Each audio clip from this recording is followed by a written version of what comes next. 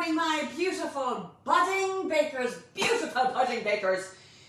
Looking outside, it is a wet, miserable, yucky, glorious day at Dr. Magic headquarters. How could you not be in a marvellous form? It's a Thursday bake day. So I decided, because it's a beautiful Irish summer's day, what better cake to do for summer? Gingerbread cake. Gingerbread cake with its warm, spicy deliciousness.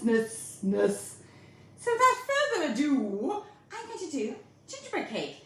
So our wonderful Irish summer has presented us today. So I said I need something lovely and warm and comforting. Gingerbread cake it is. So, to begin with, I have some lovely ingredients. Again, mise en place, have everything in its place. So, to begin with, I have two varieties. I have 115 grams of a Black Treacle and I have 115 grams of golden syrup. I put them in the pot because it's just easier to weigh out. Other than that, it's a sticky goo. So 115 grams of treacle, 115 grams of golden syrup. I have 115 grams of butter that has just come from my fridge, 225 grams of self-raising flour. I have got 1 teaspoon of bicarbonate of soda, which is bicarbonate of soda. It's also known as bread soda. It is also known as bicarbonate bread soda, baking soda. So I have 1 teaspoon of mixed spice, 1 teaspoon of cinnamon, 1 tablespoon of ginger. You need the tablespoon of ginger. I have got 115 grams of brown sugar, 270 mils of milk, and 1 free range egg. So to begin with, I do need to warm the milk. So I'm going to put that into the microwave. Have a look at that 1 slice of delicious gingerbread that I have done. The rest, I'm afraid, has disappeared to the front line, chopped up into squares, and I saved a square today. Now, one of the things as well is how I line my tin.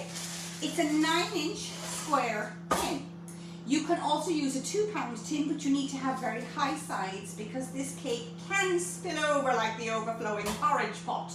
You can also do 2 1-pound loaf tins. So 2 1-pound loaf tins, or 1 2-pound loaf tin, or a 3-pound loaf tin is even better. Or my preference is a 9-inch square because you get more bang for your buck, you get more of the cake.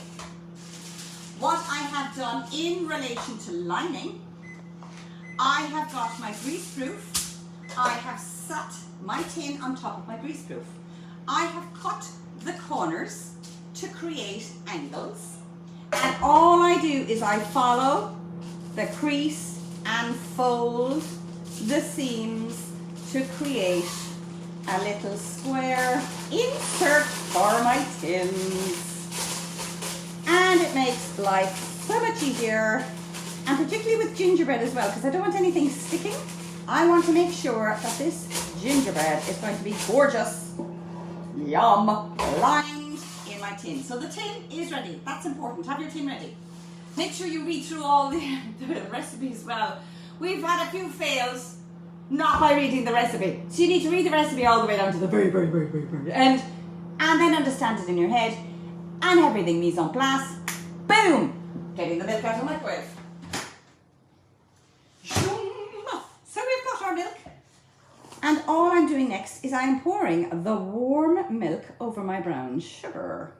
Now I also need to do the same with my treacle and my golden syrup, in that it needs to go into the microwave.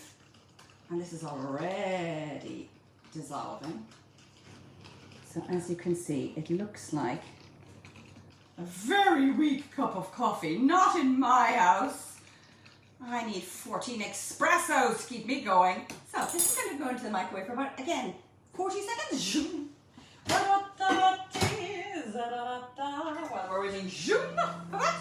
This is an amazing recipe for kids because 1 bowl method. I love 1 bowl methods. So we have got our flour. In goes 225 grams of our self-raising flour.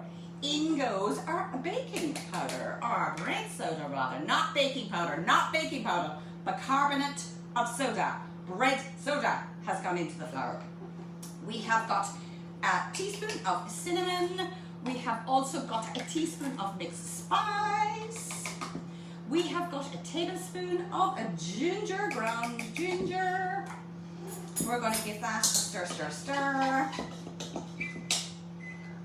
My microwave is telling me that my beautiful mix, that all that is the dry flour mix.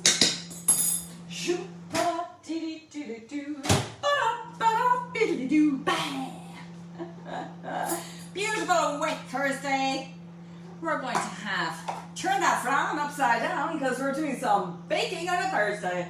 So, next thing, I'll get my hard butter, and if you can zoom in there, Sophie, I am just breaking it up with my fingers and with the flour until it resembles breadcrumbs. So again, the technique, show me the money, show me the money. So I'm going to be blended, and I have into the flour mix. This is a fabulous one for gluten-free. So if you decide that you want to make it gluten-free, you change the flour. I love using Dove Farm. So change your flour to your Dove Farm flour, and away you go. Because as I mentioned, the wetter the better the batter. The wetter the batter the better. The wetter the batter the better. So the wetter the batter the better for gluten-free. If you want to make it dairy-free, you can change by introducing stork, block stork, which is dairy-free. And you can also use almond milk, oat milk, whatever tickles your fancy.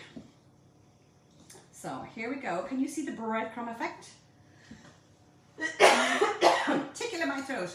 I would love also, if any of you got fantastic cures for hay fever.